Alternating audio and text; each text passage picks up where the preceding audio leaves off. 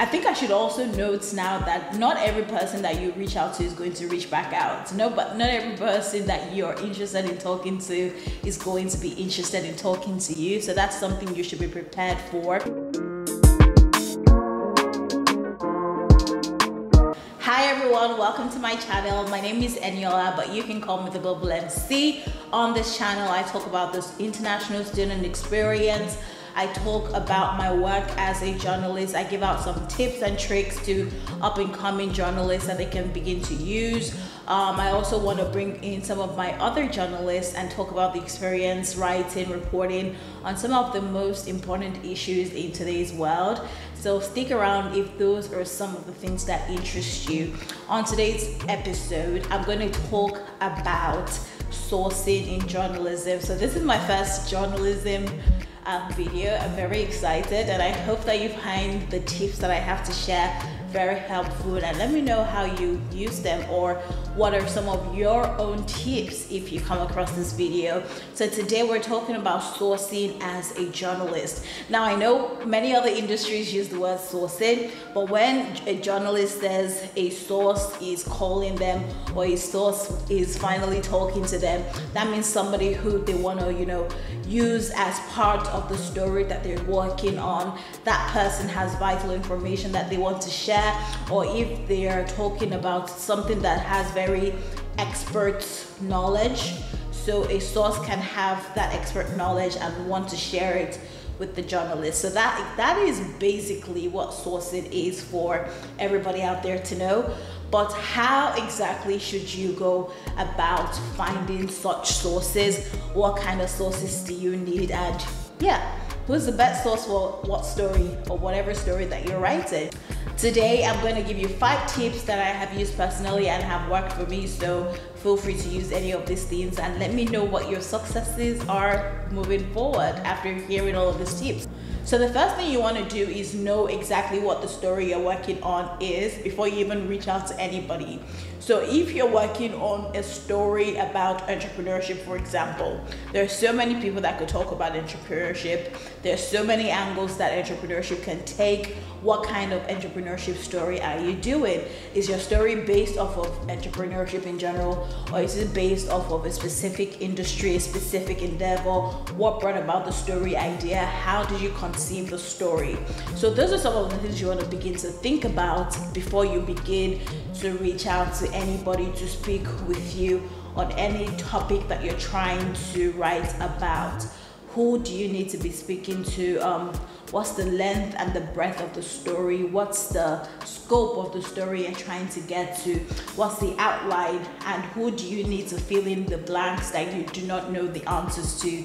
So that's basically what's going to form the foundation of the kinds of people that you begin to reach out to as sources or as potential sources. I think I should also note now that not every person that you reach out to is going to reach back out. No, but not every person that you're interested in talking to is going to be interested in talking to you. So that's something you should be prepared for. And don't be, perturbed when that happens. It's absolutely natural. Nobody is obliged to talk to you, but you can, convince them to talk to you. But if they are still unconvinced, it's okay. There's always somebody else who can give you the exact same information, maybe not in the same words, but essentially the meat of the matter is going to be the same. So don't even be stressed about if a source is not getting back to you. There's so many other people that you can reach out to for that story. And of course, I understand that there might be a time crunch or a time element to the stories that you're working on. So you want to reach out to 5, 6, 7 people, and then you want to, just make sure that you have enough people that you can talk to if 1 or 2, 3 people do not respond. That's my first tip. Know the breadth and the length and the scope and the outline of your story, so that will give you the basis, that will form the basis of the kinds of people that you should reach out to. My second tip on the topic is ask yourself what's already been written about the thing that you're now writing about, and who can you speak with to take that conversation further. So when you read articles online about what you're writing about, as sticking with our example of entrepreneurship, and you read 4, 5, 6, 7 articles on the topic that you're interested in covering, what are some questions that came up in your mind that you wish the articles had answered? The probability is that they also came up in the reader's mind. And so your job as a journalist in that case is to really take that conversation further and bring in some new information that was not in any of the articles that you already read.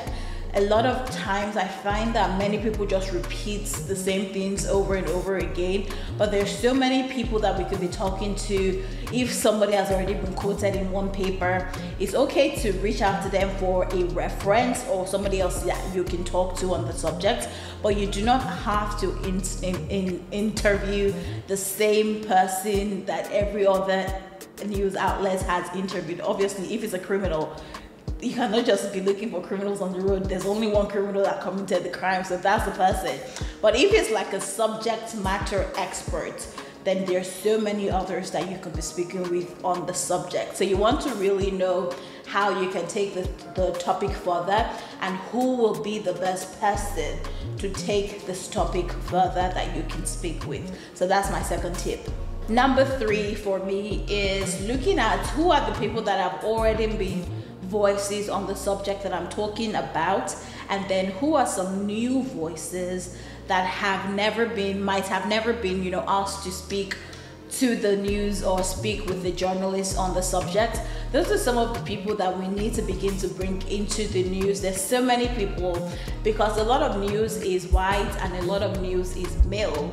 There's a lot of people, subject matter experts in this case, that get sidelined, that won't be, the first person on the minds of the regular people. So you as a journalist, especially as a journalist of color, there's kind of like this expectation that you are doing the hard work of enforcing representation in the news, of enforcing diversity in the news, of enforcing just different points of views, because the world is not seen through one single lens. There's so many lenses through which different people see the world, and when people see their people in the news, that makes them feel good. Whether that's for good or bad, that's not the point of the story. But what I'm talking about is representation matters, diversity matters, and whether that's in regards to sex or whether that's in regards to race, all of those things are important.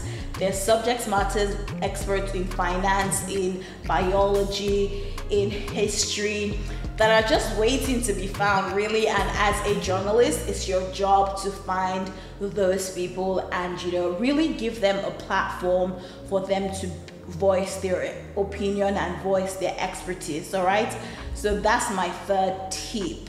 Who is qualified to speak on this topic but might never have been asked to do so? Number 4, you want to ask yourself, who's interested? Who is interested in this field that I can talk to? And for me, because I cover growth and economic development in the South Bend Elkhart region of Indiana, whoop, whoop. Shout out, y'all.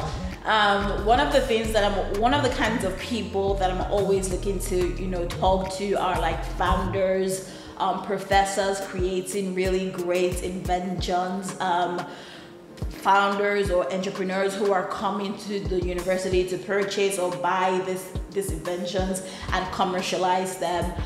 Some other things include like non-profits in the area, volunteering in the area, politics in the area, when somebody's buying land in the area for a big massive data project.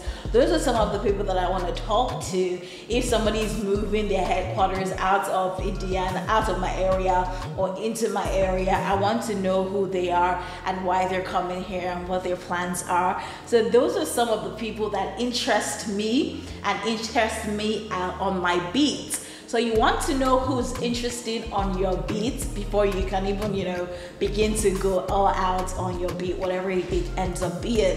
There's so many beats: education, tech, finance, money, wealth, indulgence, food, all sorts of things to report on. So you want to make sure that you are looking and talking to the most interesting people on your beat, and it's your job to find them.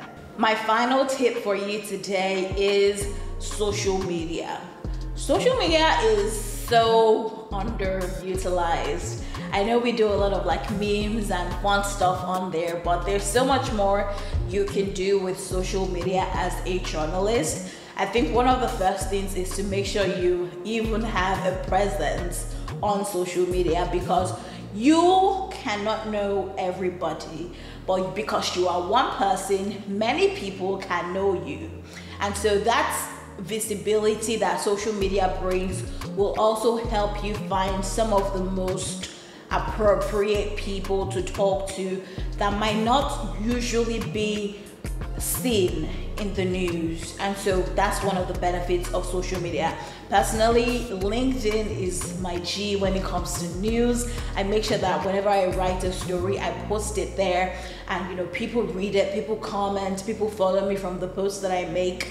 And some of the people in South Bend that I have not actually met yet follow me based off of somebody that's connected to me and them, commenting or interacting with my posts.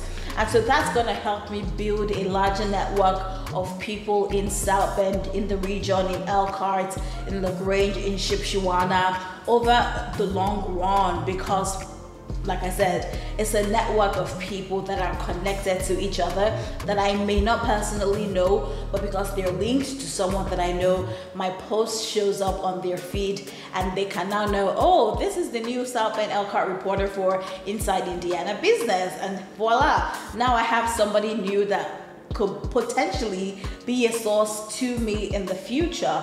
So do not negate, do not, relegate social media to the background. Instagram and Twitter, all of those things are great. I'm not very active with regards to news on them, but for LinkedIn, that's my place. That's where you need to show up. And I'm going to talk about LinkedIn on another video, so stick around for that. Thank you guys for watching this video. These are all my 5 tips for intentional sourcing as a journalist. You want to keep these tips close at hand for the next time you want to write a story that's gonna be, really just hitting the nail on the head adequately. Thank you once again for watching this video. Subscribe, like, comment, share, all the great YouTube things, and I'll see you in the next video. Bye.